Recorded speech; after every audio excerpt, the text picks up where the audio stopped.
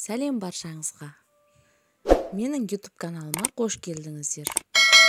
Мен сіздермен бүгін ұнды да, миксерді де қажет етпейтін 20 минут қана вақтыңызды алатын пирогтың керемет рецептісімен бөліспекшімін. Менің каналымнан алыстамаңыздар.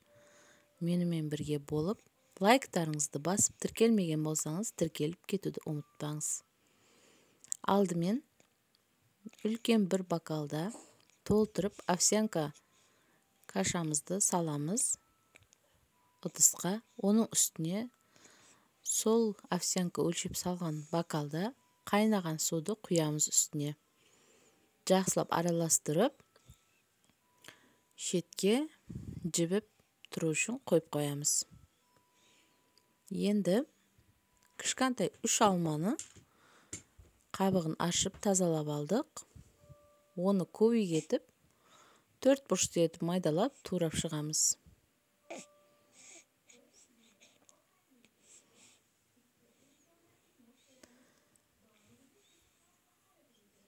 Балдар сүйіп жейтін, ұн жоқ кезде демде дайын бола салатын осындай пирогтың міндетті түрде жасап көріңіздер.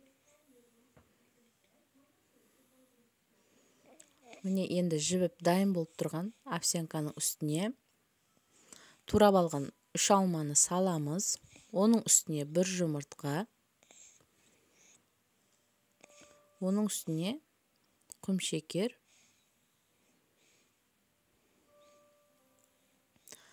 Азғантай 1 шымдым тұз. 2 қасық разрыхтель қопсытқыш.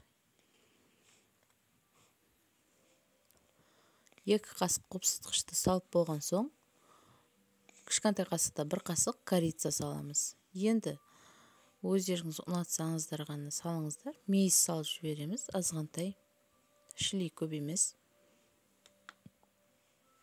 Енді барлық затымызды салып болған соң, жақсылап араластырып, алдын ала дайындап алған формамызға орналастырамыз.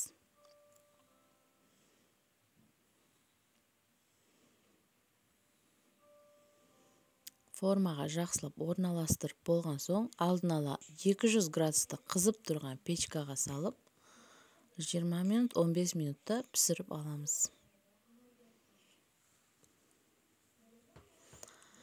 Овсянканың құрамындағы күшті заттар балаға да өзіңізге де пайдалы энергияны береді әркімге.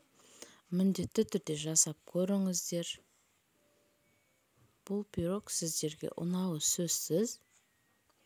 Көп вақтыңызды да алмайтын, миксерді де, ұнды да қажет етпейтін пирогтың рецептісін дайындап көріңіздер.